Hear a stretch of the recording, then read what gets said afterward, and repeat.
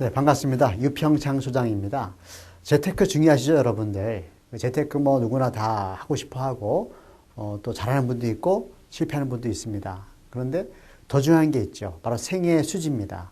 생애 수지라는 것은 먹고 사는 문제를 해결하는 근본적인 그런 방법을 얘기하는 겁니다. 특히 생애라는 것은 태어나서부터 임종할 때까지, 또 나아가서 우리 자식 때, 손자 때까지 이렇게 연결되는 부분이거든요. 그래서 우선 인간의 욕구와 라이프 사이클에 대해서 한번 짚어보겠습니다. 유명한 그 메슬로우 그 박사죠. 미국의 심리학 박사인데 이분 이야기가 생리적 욕구서부터 해가지고 안전의 욕구, 사회적 욕구, 존경의 욕구, 마지막에 자아실현의 욕구 이렇게 순차적으로 나아간다라고 주장을 했습니다. 그러면서 제가 또 한번 이제 찾아보니까 아래쪽에 있는 것들은 니드라는 거죠. 니드, 욕구라는 거고 위쪽에 있는 것들은 디자이어, 욕망이라고 이렇게 표현을 하고 있습니다. 메슬로우 그 박사는. 무슨 얘기냐면은 위쪽에 있는 영역은 달성을 못해도 살아가는데 지장이 별로 없다는 거예요. 존경받지 않아도 살아가는 거고요. 또는 뭐 자아실현 못하는 분들이 뭐 거의 다죠.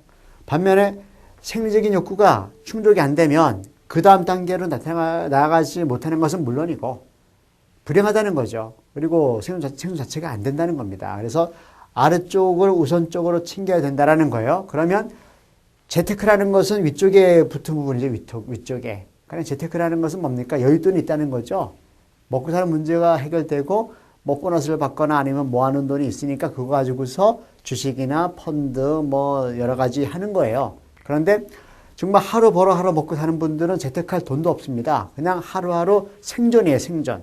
그러다 보니까 이 생리적인 욕구 이쪽으로 이제 간다는 거거든요. 다시 얘기하면은 수입 지출 이런 관리는 아래쪽에 욕구 쪽에 가깝다는 것을 제가 강조해 드리는 거예요.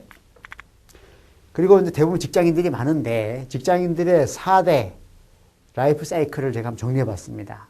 보면 본인의 20대부터 90대까지 있어요. 본인의 그 라이프 사이클이. 보면은 30대 정도면 취업도 하고 결혼도 했습니다. 그리고 한 60대 되니까 정년퇴직을 하고 재취업을 하든지 또는 뭐 집에 쉬든지 할 거고요. 90대가 되면 이제 보통 일반적으로 사망을 하게 되어 있습니다. 이때 상속이 일어나겠죠. 재산이 이제 많든 적든 상속이 됩니다. 물론 상속세는 10억이 넘어야지 상속되는 것이고 1억짜리, 뭐 5천만 원짜리 조그만 무슨 땅이 있더라도 상속은 되는 것이죠.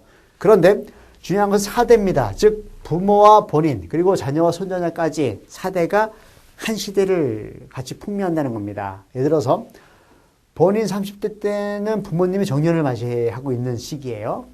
그리고 본인이 정년을 맞이할 때는 자녀가 결혼할 시기입니다. 본인이 사망할 쯤 되면 손자녀가 취업할 시기예요. 즉 취업으로 본다면 거의 4대가 같이 연결되어 있는 거죠.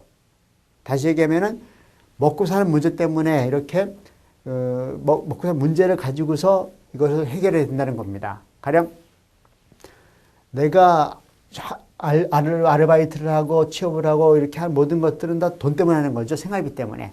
그러면 승진한다는 건 뭡니까? 수입이 더 많아진다는 것이죠. 목돈이 일회성 나오고 끝나는 게 아니지 않습니까? 그건 퇴직금이죠. 사실 퇴직금이 목돈 나오고 끝나는 거죠. 하지만 승진 이런 것들은 나의 소득을 올리는 거예요. 그리고 퇴직한 다음에 놀지 않고 또 일한다는 건 뭡니까? 목돈을 만들지 못하는 경우도 있지만은 내가 얼마라도 한 달에 뭐 50만 원, 100만 원이라도 벌 수 있다면은 그거 은행 정기예금에 2억, 4억 이런 효과가 있다라는 것이죠. 그래서 그만큼 수지가 중요하다 이거죠. 즉 현재 목돈 10억 거의 없습니다. 100가정이라고 하면 4가정만이 10억이 넘습니다. 순자산이. 대부분 그렇지 않습니다. 그러면 그런 목돈을 평생 만져보지 못할 분들이 태반이라는 거죠.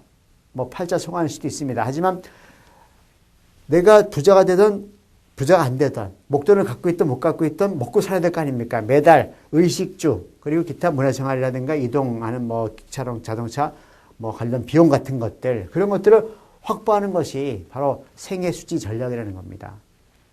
그래서 캐시플로우죠. 생활비를 이해해야 되는데 보통 생활비를 단순하게 뭉뚱그려 갖고 우리 생활비 얼마 쓴다 이런 경우도 많으세요. 안타까운 것은요. 한 달에 월급이 300만 원이라고 합니다. 생활비 얼마 쓰냐 했더니 남는 게 없다고 그래요. 그냥 생활비 얼마 쓰시면 남는 게 없다라는 거죠. 그럼 다 쓴다는 거죠. 가끔은 신용카드 결제 밀리고 하면은 마이너스 통장도 이용한다는 겁니다. 그러면 300만 원 플러스 알파라는 겁니다.